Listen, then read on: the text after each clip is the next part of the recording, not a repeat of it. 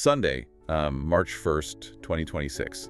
If you're listening to this, you already know. You've probably checked your phone a dozen times since you woke up just to make sure the headlines haven't changed. Yeah, the world definitely woke up to a very, very different geopolitical landscape this morning. It's one of those dates, a hinge point, really. The door to the last 40 years just slammed shut, and a new one is, well, it's creaking open right now. Indeed. We're talking, of course, about the breaking news out of Tehran. After hours of rumors, conflicting reports, and just a whole lot of chaos on social media, plus some frantic diplomatic cables, Iranian state media has officially confirmed it. Right. Supreme Leader Ali Khamenei has been killed at the age of 86. It is a massive moment. I mean, we are talking about the end of a 37-year rule. Think about that time frame for a second. 37 years. That's longer than most of the population of Iran has even been alive. Exactly. His rule didn't just shape Iran. It defined the power dynamics of the entire Middle East for nearly 4 decades. And look, the mission of this deep dive isn't just to read you the headlines. Anyone could do that, right? You can get the what at a quick push notification. We are here for the how and the why. And we have a massive stack of sources to get through today. We really do. We've got the official Iranian biographies, which give us that state-sanctioned narrative. We have Western intelligence reports giving us the tactical details. We've got deep analysis from Washington State University. We're also pulling breaking updates from Gulf News and the Palestine Chronicle. Plus, detailed reports from United Against Nuclear Iran. We've got the full spectrum here. And that is crucial, because in a closed society like Iran, the truth is usually scattered across a dozen different, often conflicting narratives. You have to piece it together like a mosaic. Yeah, we do. Our goal is to unpack this whole thing. We need to understand the operation itself, which honestly sounds like something straight out of a techno-thriller, but also we need to understand the man. Right. Who was Ali Khamenei? Exactly. How did a reclusive cleric in a deep bunker become the most powerful man in the region? And maybe the most urgent question, what happens now that he's gone? Because the silence coming out of Tehran right now is deafening. That is the multi-billion-dollar question. Because when you remove the keystone of a system that has been built entirely around one man's authority for this long, the structure doesn't just stay put. It shifts. It shifts. Okay. And in the Middle East, when things shift, they usually break. Violent shifts are very possible. So let's not waste any time. Let's start with the event itself. Walk us through the timeline of the last 24 hours. What actually happened? Well, according to the reports we have, specifically looking at the timelines established by Reuters and confirmed by Gulf News, the strike occurred yesterday, February 28th, 2026. It was 8:10 a.m. local time in Tehran. 8:10 a.m., a morning strike. That's interesting because usually these high-value targets are hit in the dead of night. Yes, broad daylight. 8:10 a.m. is rush hour. The city is awake. And the sources are describing this as a joint U.S.-Israeli operation. It involved the U.S. Air Force and the Israeli Air Force working in tandem. That level of coordination is huge. It is significant. It implies a shared intelligence picture and a shared strategic decision to pull the trigger. One of the sources actually described it as a massive, wildly bold daytime attack. That doesn't sound like a subtle drone strike where a car just explodes on a highway. No, not at all. This was a statement. The sheer scale of it suggests they weren't just sending a message. They were looking to decapitate the leadership structure entirely. They wanted to make sure there was absolutely no doubt. Right. And here is where the details get really fascinating, specifically on the intelligence side of things. Because Khamenei wasn't exactly walking around downtown Tehran shaking hands. He hasn't been seen in public in a very long time. Far from it. Ever since the 12-day war back in June 2025, Khamenei had become incredibly reclusive. He essentially vanished from the public eye. He was living in a compound that was less of a home and more of a fortress, right? Exactly. The sources mention a bunker so deep that the elevator ride to get down to it took more than 5 minutes. 5 minutes. That is, I mean, just think about the physics of that. Yeah. You get in an elevator, the doors close, and you are descending for 5 full minutes before they open again. It's an engineering marvel, really, but it also speaks volumes about the psychology of the man. Think about that isolation. To live that deep underground, you are physically detaching yourself from the nation you rule. It really highlights the level of paranoia and the massive security apparatus around him. He felt safe down there. He believed that depth was the ultimate shield. But depth doesn't matter if someone opens the door for the enemy. Wow. Yeah, precisely. The reports indicate that the CIA provided strategic locations intelligence. They pinpointed a specific meeting. This wasn't just a lucky strike on a location. It was a targeted strike on a time slot. So they didn't just know where he lived. They knew his calendar. They knew his calendar, they knew who he was meeting with, they knew exactly when the high-value targets would be clustered together in that one spot, and that is the absolute key to this operation. It implies a human intelligence asset, doesn't it? A spy, very close to the supreme leader. It has to. And that explains the casualty list. Because it wasn't just the supreme leader who was killed. The collateral damage to the leadership structure was immense. Let's talk about that casualty list. Yeah. Because Fars News Agency, which is affiliated with the IRGC and usually tries to downplay these kinds of things, even they have reported that several immediate family members were killed. Yes.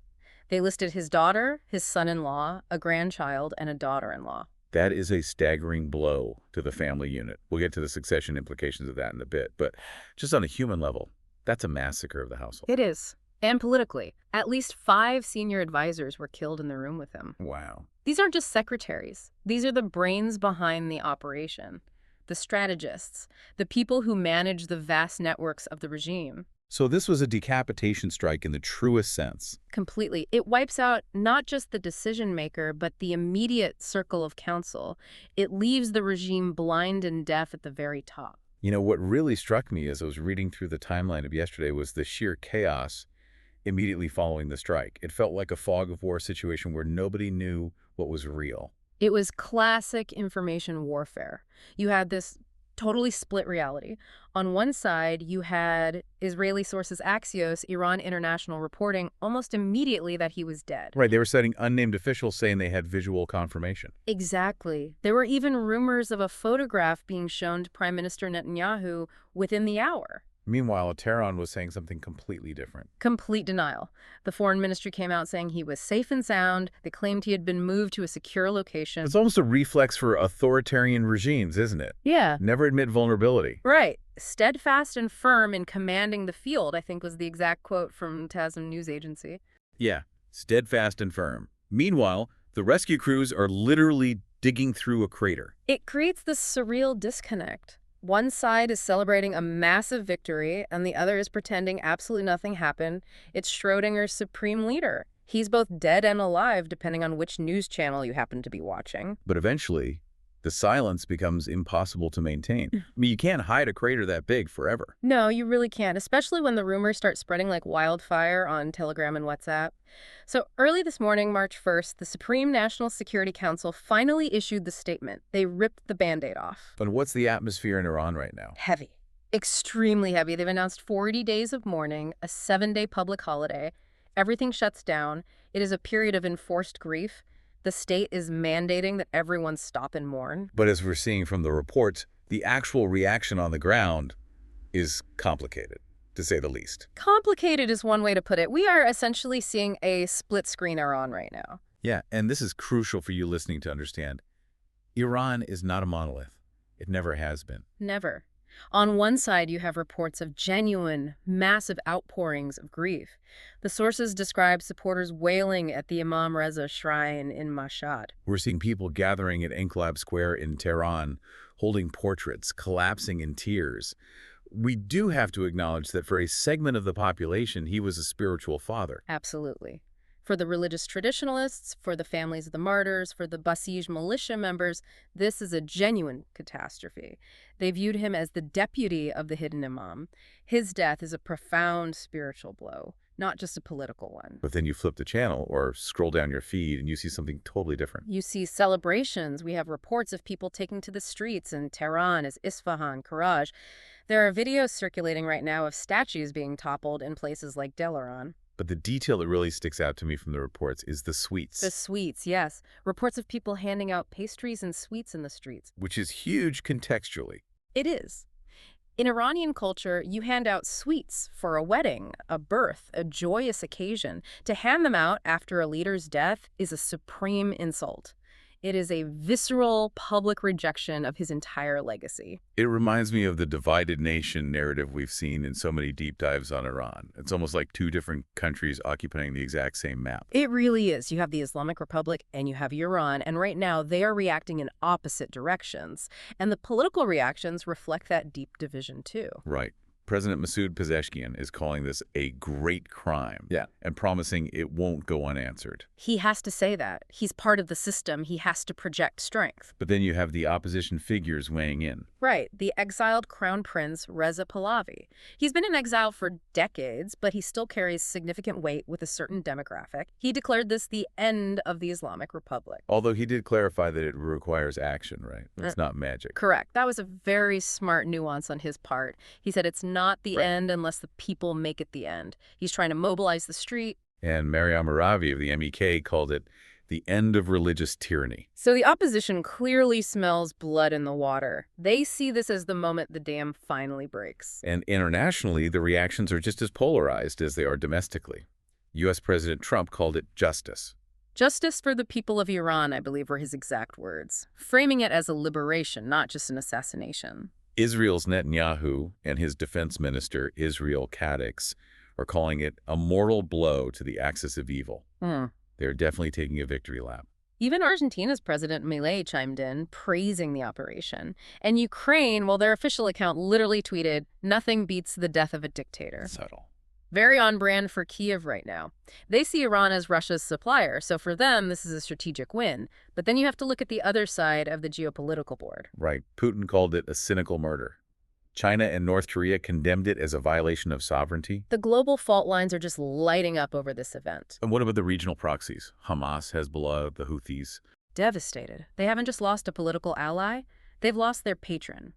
Their primary source of funding, strategic guidance, and ideological legitimacy. Hamas released a statement praising him as their main supporter. This creates a massive vacuum for them, too, not just for Iran. Without Khamenei writing the checks and giving the final orders, do these groups fragment? Do they get more desperate and lash out? It's highly volatile. Okay, let's unpack this further. Because to understand why this vacuum is so dangerous and why the reaction is so incredibly intense, we have to understand who Ali Khamenei actually was. Yes, the origin story is vital here. Because before he was the supreme leader hidden away in a deep bunker, he was a person. He had a life before the absolute power. And looking at the official biographies in our source stack, his origin story is actually quite humble. It's fascinating, actually. He wasn't born into power. He wasn't a prince. He was born in April 1939 in Mashhad. Mashhad is a holy city. Very holy. It's the site of the Imam Reza Shrine. Growing up there means growing up deep in the shadow of religious history. And his family background was profoundly religious. His father, Sayyid Javad, was an ascetic scholar.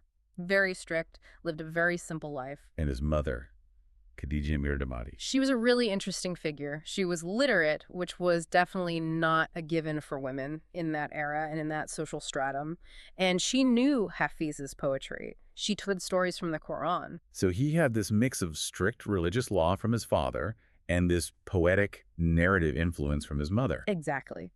But the sources also make a point to mention the poverty he grew up in. It wasn't just we didn't have a lot of money, it was extreme. It was visceral. In his own memoirs, he talks about having nothing for supper but bread with some raisins. That was dinner, bread and raisins. And his clothes. He wrote about how his mother would take his father's old, worn-out garments and physically sew them into clothes for the children. That image of the patchwork clothes really sticks with you.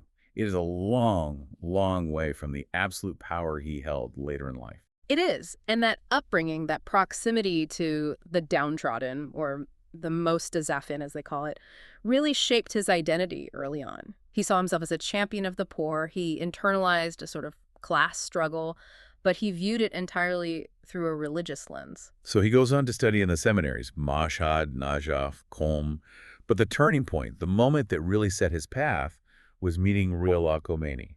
The founder of the revolution. Right. In Qom, between 1958 and 1964, Khamenei basically became a disciple. He didn't just learn theology from Khomeini, he absorbed the ideology of Wilayat al-Faqih, the guardianship of the jurist. This idea that religion and politics aren't separate spheres at all. Precisely. That the cleric has a divine duty to rule. That the only legitimate government is God's government on earth. And he didn't just study this theory, he acted on it. He became an activist. A very active one. He was arrested 6 times by Savak, the Shah's secret police. He spent time in prison. He was beaten. He was put in solitary confinement. That gives a person street cred in a revolutionary movement. It gave him immense credibility.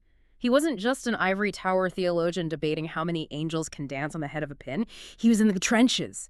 He was bleeding for the cause. There's this one story from his exile period, I think it was in Iran, that I found really surprising when looking through the Washington State University analysis. Yeah. A flood. Yes. This is a detail that is so often overlooked, but I think it's absolutely crucial for understanding his actual skill set. In the late 70s, he was banished to Iranshar. It's a very remote area. While he's there in exile, a massive flood hits the city. And the local authorities, the Shah's government, were slow to react. They were incompetent. They failed to help the people. So what does the banished cleric do? He steps up. He steps up. He organizes relief. He manages the logistics. He gets food to people. He builds a whole network of distribution. He essentially acts as the government when the actual government failed. That is a side of him we don't usually hear about. Oh. The logistician. The manager. Yep, exactly. And it was a crucial insight for his followers. It showed he was a man of action. He wasn't just sitting around debating the finer points of Sharia law. He was physically getting bread to flood victims. That builds a massive base of popularity. It did. It showed he could organize a state, not just run a mosque. It proved he had real executive capability. So then the revolution happens in 1979. The Shah falls. Khamenei is right there. He's part of the Revolutionary Council. He serves as deputy defense minister. He's a Friday prayer leader. He's climbing the ladder fast. He is. But there is a specific moment in 1981 that seems to completely define his physical presence and his personal mythos. The tape recorder. June 27, 1981. This is the exact moment he becomes the living martyr. He was giving a speech at the Abu Zar Mosque in Tehran. It was a standard event. There was a tape recorder sitting on the desk right in front of him, presumably just to record the speech. But it wasn't just a tape recorder. No. Hidden inside was a bomb. It detonated right in front of him. The blast was horrific. It ripped through his chest and his right arm. And it permanently paralyzed his right arm. Yes. You've probably noticed in historical footage, he always used his left hand to gesture or hold things. His right hand was essentially useless after that day. He often just kept it tucked inside his robe. But the key thing is, he survived. He survived, and Khomeini sent him a public message congratulating him on his sacrifice. That's a huge seal of approval. Massive. It meant he had literally bled for the revolution and survived by the grace of God. It cemented his status. It made him untouchable in a way. He wasn't just a politician anymore. He was a chosen survivor. And he rides that immense wave of credibility right into the presidency. He does. He gets elected with something like 95% of the vote twice. He serves as president from 1981 all the way to 1989. And remember, this is the war era, the Iran-Iraq War. The imposed war, as they call it. 8 brutal years of trench warfare, chemical weapons, missile strikes on cities. And Khamenei was often seen right on the front lines. He wore military fatigues. So he wasn't just sitting in an air-conditioned office in Tehran the whole time. No, he was constantly projecting this image of the warrior cleric. He was building deep relationships with the Revolutionary Guards during that time. Relationships that would absolutely pay off later. But it wasn't all smooth sailing internally during his presidency, was it? The sources mentioned a lot of tension with the prime minister at the time, Mir Hussein Mousavi. Huge tension. And this dynamic is so critical for understanding Khamenei's later psychology, why he became such a strict autocrat. Under the Constitution at that time, the president and the prime minister had to share power. It was a dual executive system. And they didn't get along. Not at all. Mousavi was a leftist. He favored heavy state control of the economy. Khamenei was much more conservative. He favored the traditional bazaar merchants. They clashed constantly on almost every policy. And Khamenei couldn't just fire him. No, because Khomeini, the supreme leader, actively protected Mousavi. So Khamenei was the president, the public face of the nation, but he was forced to appoint and work with a prime minister he didn't like and fundamentally couldn't control. That must have been incredibly frustrating for a man with his level of ambition. It was infuriating for him, and that experience taught Khamenei a lesson he quite clearly never forgot: never share power. If you are going to rule, you must have absolute control. He decided that if he ever got the top job, he would ensure no one could ever block him again. Which brings us directly to 1989. Khomeini dies. And suddenly there's a massive power vacuum at the very top. But here is where it gets really interesting, because looking at the religious hierarchy, Khamenei wasn't the obvious choice to succeed him, was he? Not at all. In terms of strict religious rank, he was only a mid-ranking cleric. He was a Hujjatul Islam. But to be supreme leader, the Constitution explicitly said you had to be a marja, a grand Ayatollah. A source of emulation, yes. Yeah. This is basically the PhD level of Islamic scholarship. Khamenei was nowhere near that level. So how on earth did he get the job? They changed the rules. It was a constitutional coup, essentially. They literally amended the Constitution to lower the religious requirements so that he could qualify for the position. And overnight, the Assembly of Experts elevated him to the rank of Ayatollah. That feels a bit like a corporate promotion where Mhm. you rewrite the job description to fit the candidate because you like him, not because he's actually qualified. That is exactly what it was. It was a purely political decision, not a religious one, and it created a massive, immediate credibility problem for him. Right, because the traditional Grand Ayatollahs in Qom, the guys who had spent 50 years studying, who had written the massive theological treatises, they didn't respect him. They saw him as a politician playing dress-up in clerical robes. They openly called him a junior cleric. So he has the title of supreme leader, but he doesn't have the respect of the religious establishment. How does a dictator fix that? He bureaucratized the religion. This is a fascinating strategy, and it really explains how modern Iran functions. If he couldn't get their respect through genuine scholarship, he decided he would get their compliance through finance and administration. Why he talks? Always. He created something called the Supreme Council of Religious Seminaries. He centralized the payment of stipends to all the clerics. Before this, clerics relied on independent tithes from the people. If the people liked you and respected your rulings, they gave you money. So they were independent. Exactly. But Khamenei digitized the whole system and made them entirely dependent on state funding. So if you want to get paid, you have to be on the state's payroll. You have to be in his database. Exactly. He bought the establishment. He put God on the payroll. And for those who still resisted, for the clerics who wouldn't fall in line, he used the Special Court of Clergy. It's a parallel justice system designed specifically to punish dissenting clerics. You don't go to regular court with regular laws. You go to this special tribunal controlled by his loyalists. So he used a very effective carrot and a very heavy stick. He also built a massive PR machine, according to the sources. They talk about the Friday Prayer Policy Making Council. That sounds incredibly bureaucratic, I know, but think about the raw power of it. Every single Friday, in every city, town, and village across Iran, the prayer leaders give sermons to millions of people. And under Khamenei, they get their weekly talking points directly from Tehran. Yes, it's like having a personal political party that preaches to the masses every single week, claiming that whatever they say is the absolute word of God. He turned the pulpit into a nationwide broadcasting tower for his regime. Wow. So he systematically consolidated religious power, but he also needed muscle. A dictator needs a strong arm. And that brings us to the IRGC. The Islamic Revolutionary Guard Corps.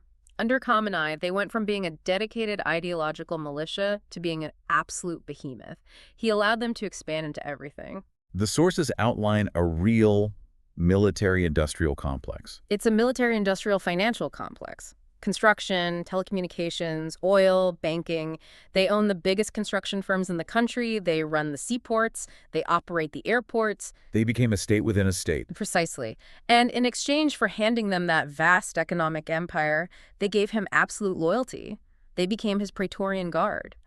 When the regular army or the government bureaucrats might have hesitated to crack down, the IRGC was always there to enforce his will. Because they knew their immense wealth and power depended entirely on his survival. Exactly. They were tied to him completely. And we saw that brutal enforcement over and over again, didn't we? The timeline of his rule is punctuated by violently crushed protests. It's a grim timeline. The 1999 student protests crushed. The 2009 Green Movement, where you had millions of people in the streets asking, "Where is my vote?" after a disputed election, crushed. And of course, the 2022 Woman Life Freedom Uprising. That was the one sparked by Mahsa Amini's death in police custody. That one felt different. It was different. It was led largely by women. It was a cultural uprising, not just political. But his response was always exactly the same. Overwhelming force. He viewed all dissent, every single protest, not as a legitimate grievance from his people, but as a foreign cultural onslaught. The sources mention a specific term he used, Westoxification. Yes, Westoxification. He believed the West was constantly trying to infect Iranian minds. So any demand for freedom, any demand for basic rights was, in his view, just a symptom of a foreign virus.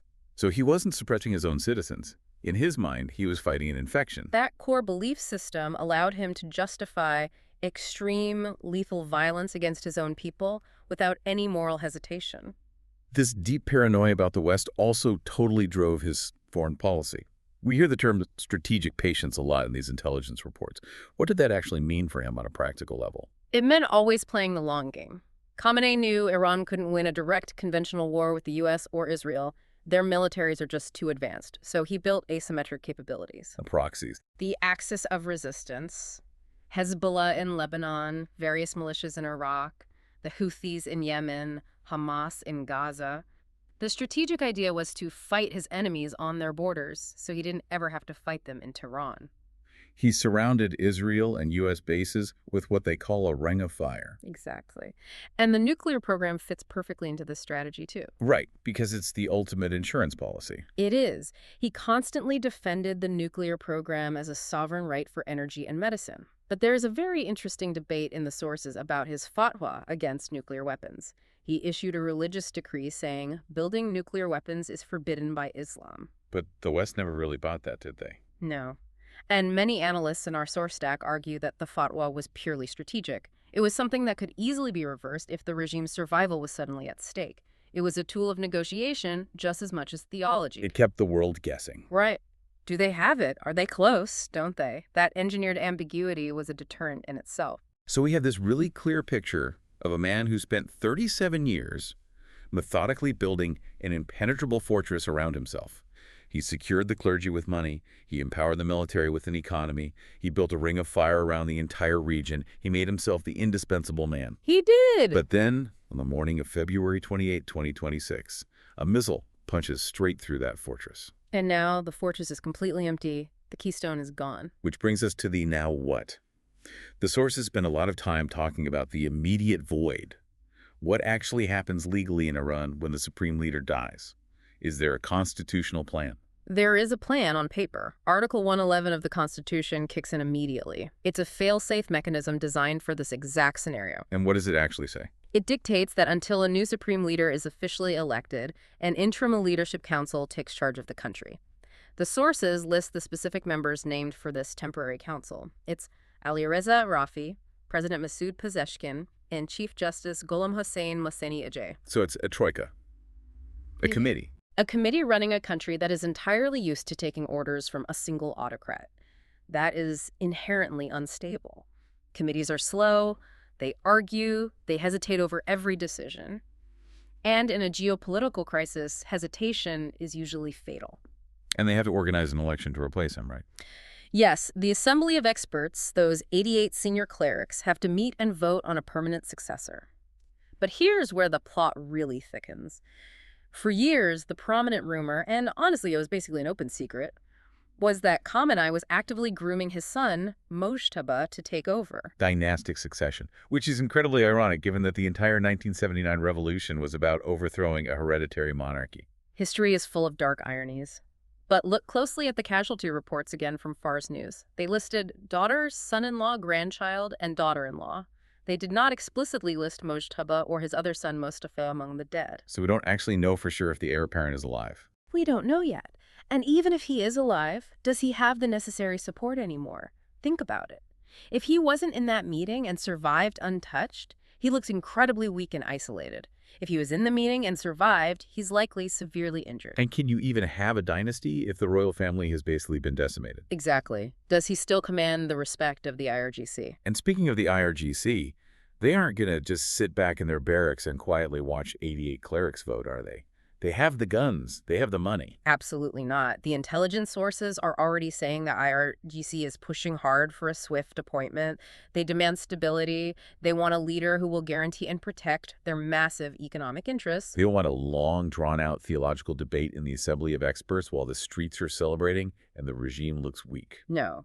There's a very real, very dangerous scenario where the top generals of the IRGC essentially pick the next leader themselves and just tell the clerics, vote for this guy or else. So we could literally be looking at a transition from a strict theocracy to a straightforward military dictatorship that just wears a clerical mask. That is the primary fear for a lot of analysts, or the hope, depending on who you ask in the region. Some neighboring countries might actually prefer the cold, calculated stability of the generals over the unpredictable religious ideology of the clerics. That covers the domestic risk, a massive power struggle between the theocrats and the military. But what about the geopolitical risk? Iran has publicly promised this assassination will not go unanswered. And that is the truly terrifying part for the rest of the world. The region is already locked in conflict. We had the escalating strikes throughout 2026. If Iran retaliates, and domestically they almost have to, just for the sake of their own surviving legitimacy, what does that retaliation even look like? Do they unleash Hezbollah?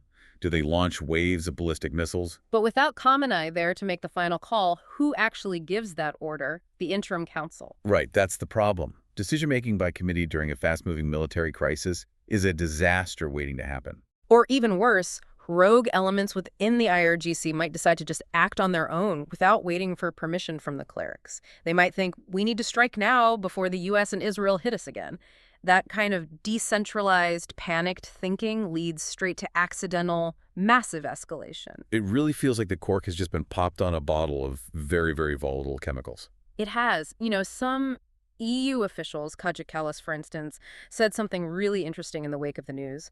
She said there's now an open path to a different Iran. Is that optimism? Guarded optimism, I'd say. The underlying idea is that Khamenei was the ultimate hardliner. He was the total blockage to any reform. With him forcibly removed, maybe, just maybe, there is suddenly room for the more moderate voices in the government or for the actual people in the streets to steer the ship in a new direction. Maybe the reformists can finally breathe. But that entirely assumes the remaining hardliners don't double down out of panic. Exactly. And looking at historical precedent, when an authoritarian regime like this is attacked so brutally, they rarely loosen their grip, they tighten it. They absolutely might see any compromise as fatal weakness.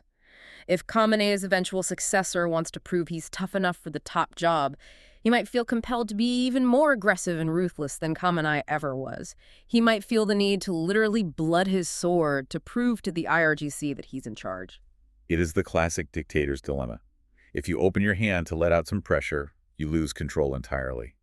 But if you close it too tight, you end up crushing the very thing you're trying to hold on to. And right now, today, Iran is caught perfectly in that squeeze. And the whole world is watching to see which way the pressure breaks. So Sunday, March 1st, 2026, a date that is going straight into the history books. We've traced the journey from the extreme poverty of Mashhad, a kid eating bread and raisins, to the absolute unquestioned power of the supreme leader, ending in a 5-minute deep bunker in Tehran, destroyed by a bunker buster bomb. It is an incredible, dark, remarkable arc. Whether you loved him or hated him, and the world certainly did plenty of both, you cannot deny the sheer massive impact he had. He held the entire region in a state of suspended animation for decades. He froze the conflicts exactly where he wanted them. And now the suspension is broken. The gravity is back on, and things are going to fall very fast. So here is the question we want to leave you with as we wrap up this deep dive. It's a question that our sources circle around but obviously can't answer yet. Khamenei spent his entire adult life warning his people that compromise with the West inevitably leads to destruction. He constantly cited the grisly fates of Gaddafi and Saddam. He firmly believed that if you give inch, they will bomb you. And now he has been killed by the very military powers he warned against his whole life. Exactly. So will his eventual successor look at his assassination and say, he was entirely right, we need to build a nuclear bomb immediately, lock everything down, and fight to the absolute death? Or will they look at the celebrations happening in the streets, the total ruin of the Iranian economy, and the massive smoking crater in the ground and say, this hardline path led to a dead end, literally? That is the ultimate choice. And it is a choice that will undoubtedly define the next 40 years of the Middle East. And they essentially have to make that choice in the next 40 days of mourning. We will definitely be watching closely. This has been The Deep Dive. Thanks for listening. Stay safe out there.